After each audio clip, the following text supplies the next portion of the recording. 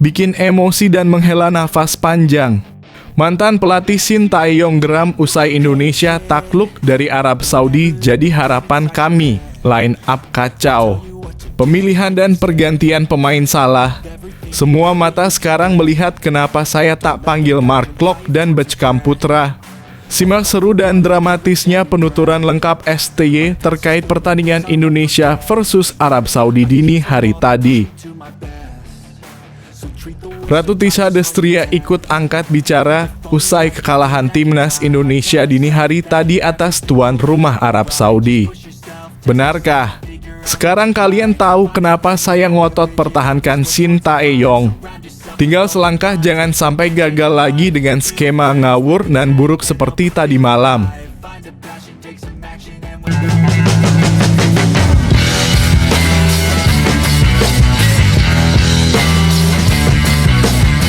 Sebelum kita lanjut ke berita terlengkapnya, alangkah mulianya bagi kalian untuk tekan tombol like dan yang belum subscribe, tolong subscribe channel ini. Bikin emosi dan menghela nafas panjang.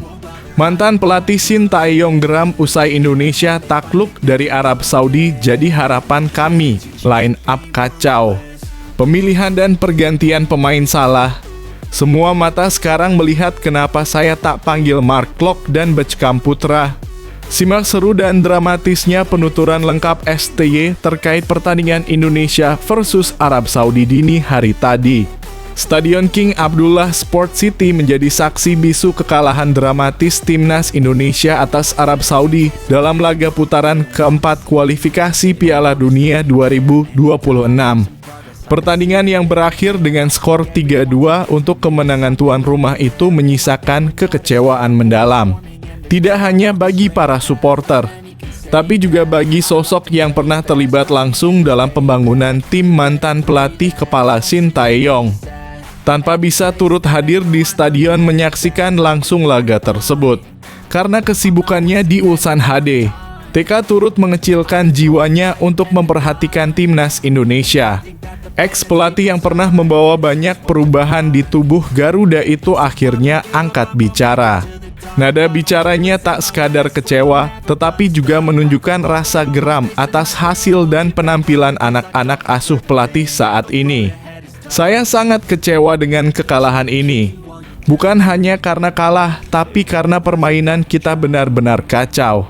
Pemilihan pemain salah, skema yang digunakan juga tidak jelas. Ini bukan sepak bola seperti yang seharusnya kita mainkan di level ini, ujarnya dengan tegas.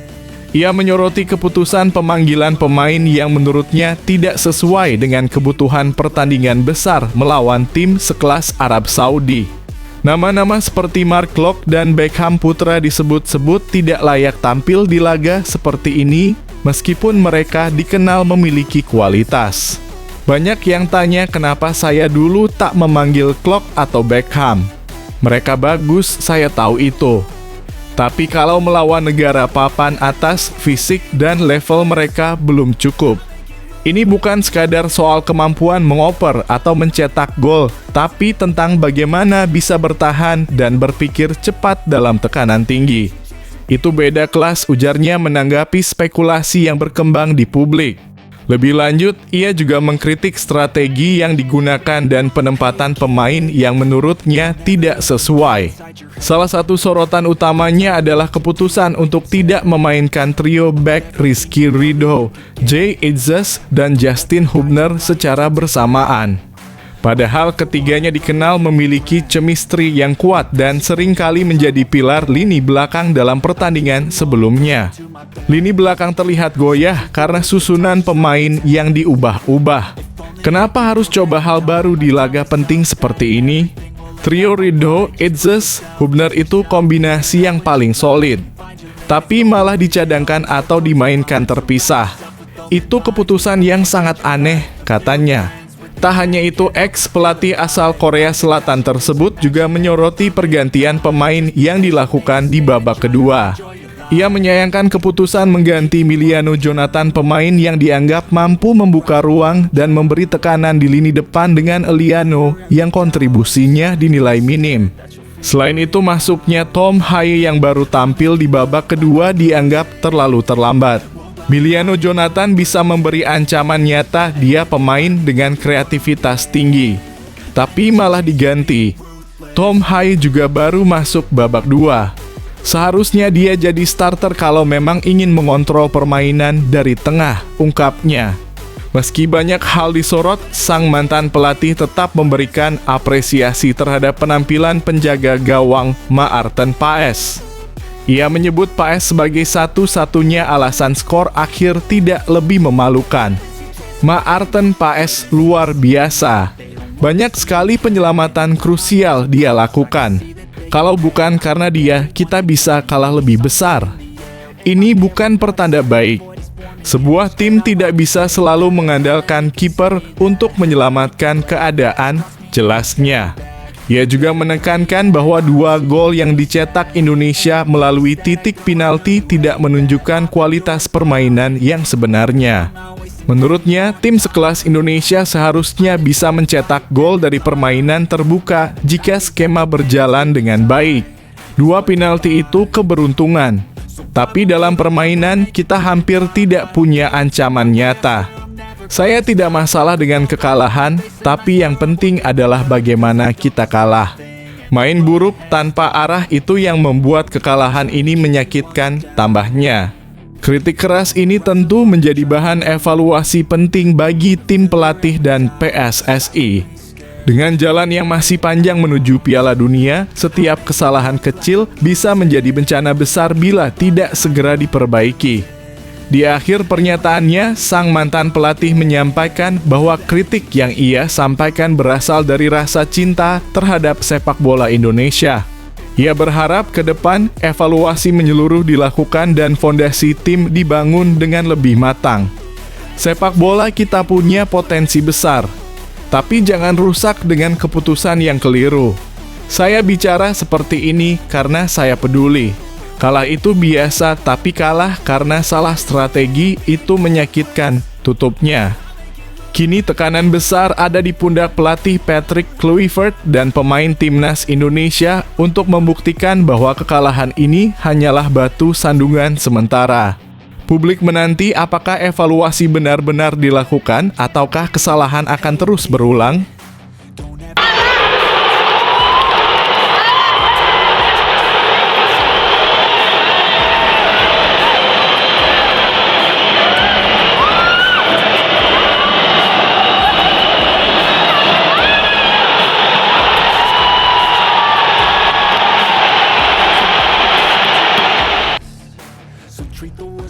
Ratu Tisha Destria ikut angkat bicara usai kekalahan timnas Indonesia dini hari tadi atas tuan rumah Arab Saudi. Benarkah? Sekarang kalian tahu kenapa saya ngotot pertahankan Shin Tae-yong. Tinggal selangkah jangan sampai gagal lagi dengan skema ngawur dan buruk seperti tadi malam. Kekalahan timnas Indonesia dari Arab Saudi dalam lanjutan kualifikasi Piala Dunia 2026 benar-benar menjadi sorotan tajam. Laga yang berlangsung dini hari tadi di Stadion King Abdullah Sport City itu berakhir dengan skor 2-3 untuk kemenangan Arab Saudi. Meskipun timnas sempat memberi perlawanan lewat 2 gol penalti, permainan secara keseluruhan menuai banyak kritik. Salah satu komentar paling mengejutkan datang dari sosok yang dikenal punya pengaruh kuat dalam sepak bola nasional, Ratu Tisha Destria. Mantan Sekretaris Jenderal PSSI itu secara mengejutkan mengeluarkan pernyataan tegas yang mengundang perhatian publik. Sekarang semua orang bisa melihat sendiri kenapa saya dulu sangat ngotot agar timnas Indonesia tetap ditangani oleh mantan pelatih Shin Tae-yong.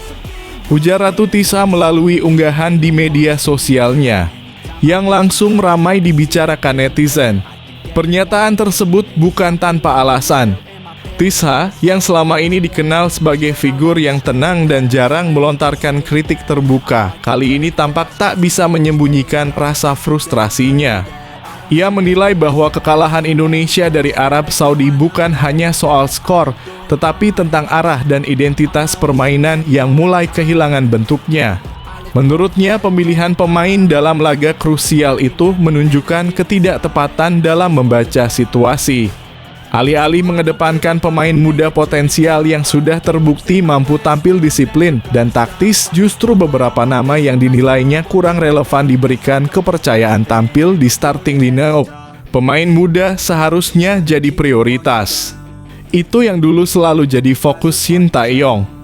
Dia membangun fondasi kuat dari usia dini dan kita semua melihat hasilnya di Piala Asia dan SEA Games.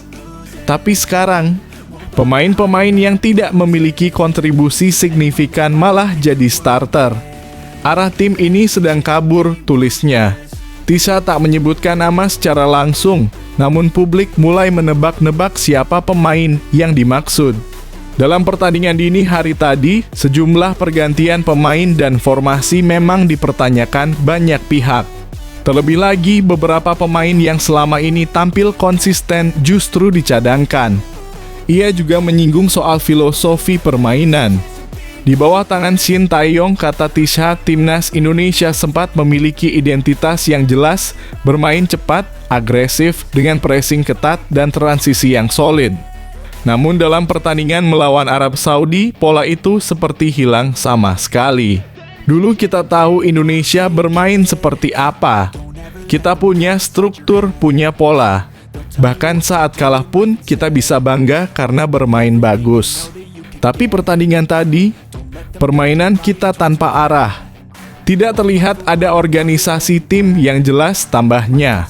Selain menyinggung pelatih, Tisha juga memberikan sindiran tajam kepada pihak-pihak yang menurutnya terlalu cepat mengambil keputusan tanpa mempertimbangkan kesinambungan program jangka panjang.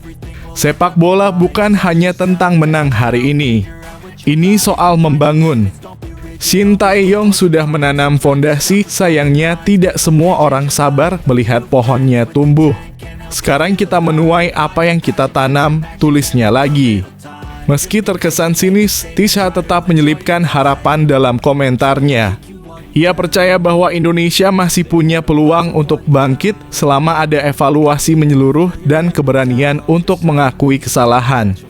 Indonesia belum terlambat. Kita masih punya banyak talenta muda yang luar biasa. Tapi kita butuh visi yang kuat dan konsisten. Jika fondasi muda kembali diprioritaskan dan pola permainan dibangun dengan sabar, timnas bisa kembali jadi kebanggaan Asia Tenggara, tutupnya. Pernyataan Tisha ini segera memicu perdebatan di ruang-ruang diskusi sepak bola. Banyak yang mendukung pandangannya, terutama mereka yang merasa timnas telah kehilangan arah setelah perubahan di kursi pelatih dan tim kepelatihan. Namun ada pula yang meminta waktu dan kesempatan bagi pelatih saat ini untuk menunjukkan hasil kerjanya. Terlepas dari polemik yang muncul, satu hal yang jelas, kekalahan dari Arab Saudi tidak bisa dianggap sepele. Timnas Indonesia berada di jalur yang tidak mudah untuk menuju Piala Dunia 2026. Setiap kesalahan sekecil apapun bisa berujung fatal. Kini perhatian beralih pada bagaimana PSSI dan jajaran pelatih merespons tekanan publik. Evaluasi terhadap taktik, komposisi pemain, hingga arah jangka panjang pembinaan harus segera dilakukan jika Indonesia tak ingin kembali terpuruk. Publik telah bicara. Para mantan tokoh penting juga mulai angkat suara. Pertanyaannya sekarang, akankah suara-suara ini didengar atau justru diabaikan hingga semuanya terlambat? Chase to be ruthless.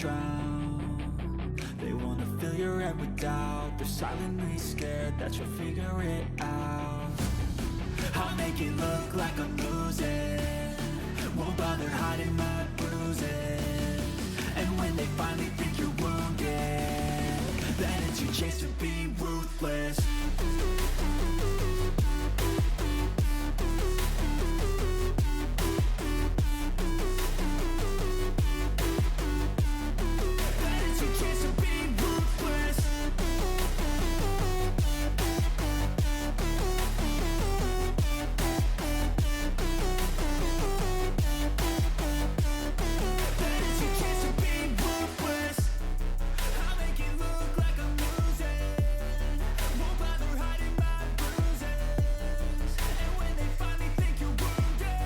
Menuju Piala Dunia 2026 tidak bisa pindah ke lain hati.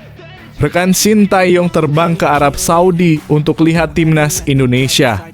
Timnas Indonesia akan menantang Arab Saudi pada laga pertama grup B putaran keempat kualifikasi Piala Dunia 2026 zona Asia di Stadion King Abdullah, Jeddah, Arab Saudi, Rabu (8 Oktober 2025). Jelang pertandingan itu, rekan mantan pelatih timnas Indonesia Sintayong sampai rela datang untuk menyaksikan langsung pertandingan tersebut. Sosok tersebut adalah JJ yang sebelumnya didapuk sebagai penerjemah Sintayong ketika masih menangani timnas Indonesia. Pria yang bernama asli Jeong Seok Seo memang selalu mengikuti timnas Indonesia bertanding. Meski kini statusnya sudah tidak bekerja lagi di timnas Indonesia, JJ tak akan pernah melupakannya. JJ rela untuk hadir langsung demi mendukung timnas Indonesia berlaga melawan Arab Saudi. Kepastian itu disampaikan JJ melalui media sosialnya. Pria asal Korea Selatan itu membagikan cerita sedang berada di salah satu bandara dan akan naik pesawat menuju Arab Saudi. Dari Indonesia pergi ke Arab Saudi, tulis JJ Senin (6 Oktober 2025) siang waktu Indonesia Barat. Diyakini JJ sudah tiba di Jeddah, Arab Saudi. Setelah tidak lagi bekerja di timnas Indonesia, JJ sekarang seperti menjadi content creator. Ini terlihat ia sering membagikan perjalanannya yang masih tidak jauh dengan sepak bola dan timnas Indonesia. JJ juga hadir saat timnas Indonesia menjalani pertandingan FIFA Matchday melawan Taiwan dan Lebanon pada September 2025 di Surabaya, Jawa Timur. Bahkan ia membagikan sebuah permen yang diberikan kepada pemain-pemain timnas Indonesia. Terlihat para pemain timnas Indonesia masih akrab dengan JJ. Termasuk Jordi Amat yang terpantau harus meninggalkan bus dan berlari untuk bertemu dengan JJ. JJ juga mempunyai kedekatan dengan ofisial tim pelatih dan ketua badan tim nasional Sumarji. Momen kebersamaan JJ dengan pemain timnas Indonesia terasa hangat. Kini JJ datang ke Jeddah demi mendukung penuh timnas Indonesia agar lolos ke Piala Dunia 2026. Setelah melawan Arab Saudi, timnas Indonesia akan bertemu Irak. Pertandingan kedua grup B putaran keempat kualifikasi Piala Dunia 2026 zona Asia itu digelar di Stadion King Abdullah Sabtu (11 Oktober 2025).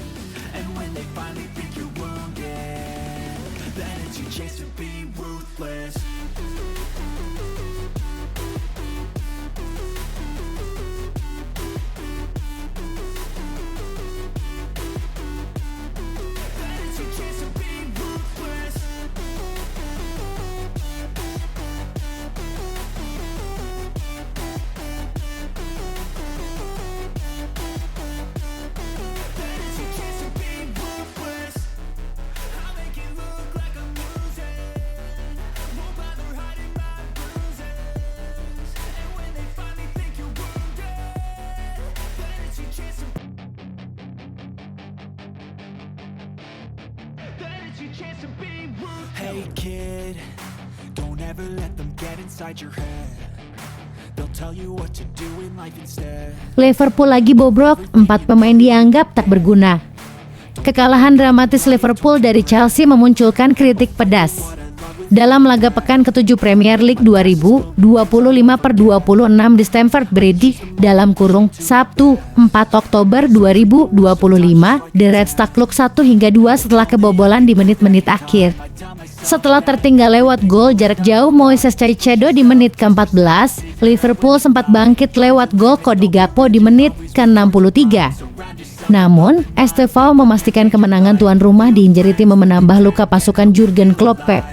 Performa buruk Liverpool menuai komentar tajam dari legenda Manchester United Gary Neville. Ia secara terang-terangan menyebut 4 pemain The Reds sebagai tidak berguna: Mohamed Salah, Hugo Ekitike, Florian Wirtz, dan Cody Gakpo. Di 15 hingga 20 menit terakhir, para pemain kreatif Liverpool benar-benar hilang arah. Mereka membuang peluang, kehilangan bola, dan tidak memberi kontribusi nyata, ujar Neville dikutip dari Daily Start. Ia juga mengkritik Wirtz yang dinilainya gagal masuk ke permainan serta menyindir keras Gakpo dan Salah. Tak hanya lini depan, Neville juga menyoroti Milos Kerkez yang dinilai kewalahan menghadapi Pedro Neto. Apakah kritik ini berlebihan atau memang sudah waktunya Liverpool melakukan perubahan besar? Yuk tulis pendapatmu di kolom komentar.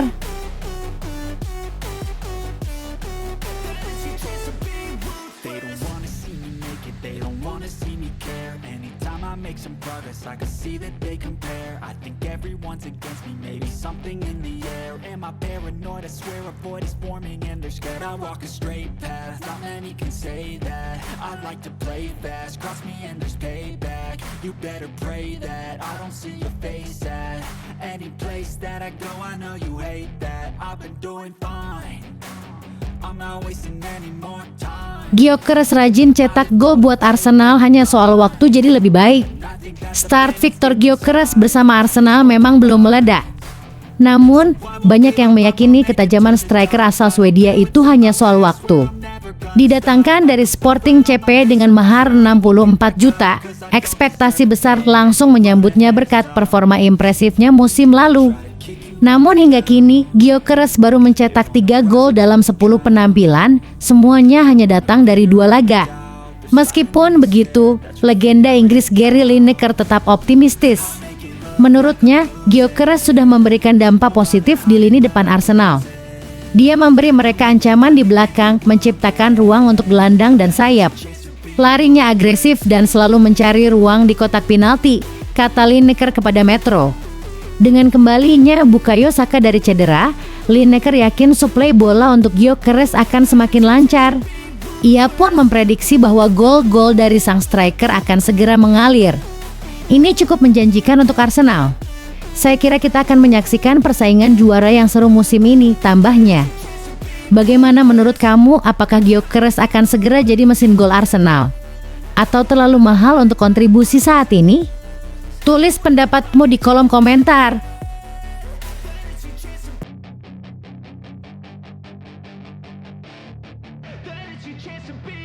Hey kid, don't ever let them get inside your head. They'll tell you what to do in life instead of everything you know that you could get. Don't let them guide your life towards regret. I'll fight for what I love with every breath. My past is filled with things I won't forget. I use them all to push me to my best. So treat the worst of times just like a test. If only I could go back in time, I'd tell myself that everything will end up alright. Just push yourself, test yourself, figure out what you like, and find your limits, don't be rigid, always work towards a prime. Surround yourself with open minds, people can change your life. A few friends with intent can help you feel alive. Find a passion, take some action, and with a little time, just be patient, make a statement, try to enjoy your life. Chelsea tikung Arsenal. Siapkan Rp676 miliar demi bajak gelandang Barcelona. Chelsea dikabarkan siap menyalip Arsenal dalam perburuan gelandang muda Barcelona, Marc Casado. Klub asal London tersebut tengah menyiapkan dana besar senilai 35 juta euro atau sekitar 676 miliar rupiah untuk merekrut lulusan Akademi La Masia itu. Menurut laporan The Daily Briefing, langkah ini diambil Chelsea setelah gagal merekrut Fermin Lopez pada musim panas lalu. Kini, dengan bursa transfer musim dingin yang kian dekat, Casado menjadi incaran utama untuk memperkuat lini tengah The Blues. Pemain berusia 20 tahun ini dikenal memiliki kemampuan bertahan dan distribusi bola yang solid, dua kualitas penting yang dibutuhkan Chelsea untuk menambah kedalaman skuad di paruh kedua musim. Arsenal juga dilaporkan mengamati situasi Casado, namun Chelsea tampaknya tak mau kalah cepat dari rival sekotanya. Dengan potensi besar dan usia muda, apakah Casado bisa menjadi jawaban bagi lini tengah Chelsea? Ataukah Barcelona sebaiknya mempertahankan talenta mudanya ini? Bagaimana menurutmu, layak atau terlalu mahal? Tulis pendapatmu di kolom komentar. I'm not wasting any more time. I live for the fight and the climb. And I think that the pain that's deep inside is what defines. So I won't give up, I'm gonna make it to the top. I don't care what's in my way, I swear I'm never gonna stop. I could fall flat on my face and I swear I will get back up. Cause I don't deserve a thing and the road ahead is tough. They'll try to kick you while you're down. They wanna rise up while you drown. They wanna fill your head with doubt. They're silently scared that you'll figure it out. I'll make it look like I'm losing. Won't bother hiding my bruises. And when they finally think you're wounded, then it's your chance to be ruthless.